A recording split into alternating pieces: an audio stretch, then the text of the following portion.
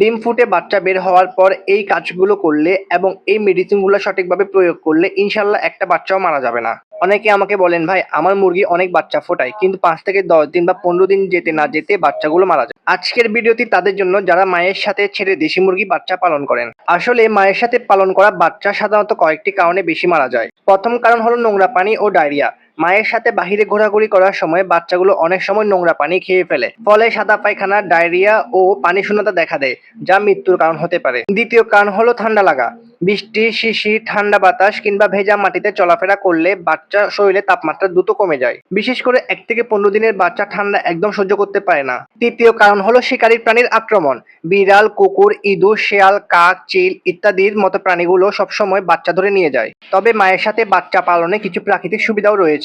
মা মুরগি বাচ্চাগুলোকে সবসময় উষ্ণতা দিয়ে ঠান্ডা থেকে রক্ষা করে। আলাদা করে বুডার বা কৃত্রিম তাপের প্রয়োজন হয় না, ফলে খরচ অনেক কমে যায়। এছাড়া মায়ের সান্নিধ্যে থাকায় বাচ্চার মানসিক চাপ কম থাকে এবং স্বাভাবিকভাবে বেড়ে ওঠে। এখন আসুন জেনে নিই কিভাবে পালন করলে বাচ্চার মৃত্যুর হার অনেকাংশ কমিয়ে আনা যায়। ডিম ফুটে বাচ্চা বের হওয়ার পর প্রথম 15 দিন মা মুরগি ও বাচ্চাগুলোকে একেবারে মুক্তভাবে বাহিরে ছেড়ে দেওয়া যাবে না, কারণ এই বয়সে বাচ্চাগুলোর রোগ প্রতিরোধ ক্ষমতা কম থাকে এবং ঠান্ডা, নোংরা পানি ও শিকারী প্রাণীর আক্রমণের ঝুঁকি সবচেয়ে বেশি থাকে। তাই এই সময়টাতে নেট দিয়ে ঘেরা নিরাপদ জায়গা কিংবা খাঁচায় আবদ্ধ করে পালন করতে হবে। তবে দিনের বেলা কিছু সময়ের জন্য মায়ের সাথে বাহিরে ছাড়তে পারেন। শুরুতেই অল্প সময়ের জন্য ছাড়বেন এবং সবসময় নজরদারিতে রাখবেন। বিশেষ করে বৃষ্টির পানি, ভেজা ঘাস, কাদা ও নোংরা পরিবেশ থেকে বাচ্চাগুলোকে দূরে রাখতে হবে।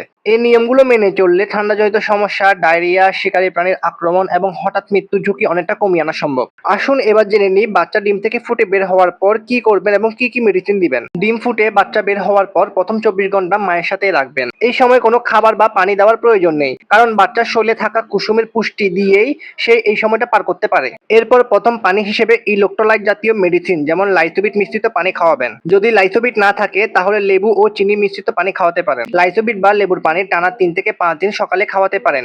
এতে বাচ্চার ধকল কমে এবং রোগ প্রতিরোধ ক্ষমতা বৃদ্ধি পেতে সাহায্য করে। খাবার হিসেবে এই সময় খুদ অথবা ভালো মানের স্ট্যাটাস ফিড অল্প অল্প করে বারবার খাওয়াবেন। এরপর দুপুরবেলা পানির সাথে সেপা 3 অথবা রেনামক্স 3 থেকে 5 দিন ব্যবহার করতে পারেন। এই ওষুধগুলো বাচ্চার নাভি শুকাতে এবং নাভিজনিত সংক্রমণের ঝুঁকি কমাতে সহায়তা করে। আর রাতের বেলা ভিটামিন জাতীয় মেডিসিন দিতে পারেন, যেমন ভিটা-3, থায়ামিন ইত্যাদি। এগুলো বাচ্চার স্নায়ুতন্ত্রে বিকাশে সহায়তা করে এবং প্যারালাইসিসের ঝুঁকি কমাতে সাহায্য করে। এই নিয়মে প্রথম 3 থেকে 5 দিন চালিয়ে যান। এরপর বাচ্চার বয়স 5 থেকে 7 দিন পূর্ণ হলে আবহাওয়া পরিবর্তনজনিত ঠান্ডা ও শ্বাসতন্ত্রের সমস্যার ঝুঁকি বিবেচনা করে ডক্সিবেট অথবা মাইক্রোডিন দিয়ে 3 দিনের একটি ঠান্ডার কোর্স করাতে পারেন। মনে রাখবেন, মায়ের সাথে বাচ্চা পালন মানেই যে বাচ্চা মারা যাবে না এমনটা নয়। সঠিক খাবার, পরিষ্কার পানি, ঠান্ডা থেকে সুরক্ষা এবং সময় মতো স্বাস্থ্য পরিচর্যা, এই 4টা বিষয় ঠিকমতো রাখতে পারলে বাচ্চার মৃত্যুর হার অনেক কমিয়ে আনা সম্ভব। ভিডিওটি ভালো লাগলে বেশি বেশি শেয়ার করে খামারি বন্ধুদের মাঝে ছড়িয়ে দিন। আর কমেন্ট করে জানান আপনার খামারের বাচ্চাগুলো সাধারণত কি কি লক্ষণ নিয়ে মারা যায়। ইনশাআল্লাহ আমি সমাধান দেওয়ার চেষ্টা করব।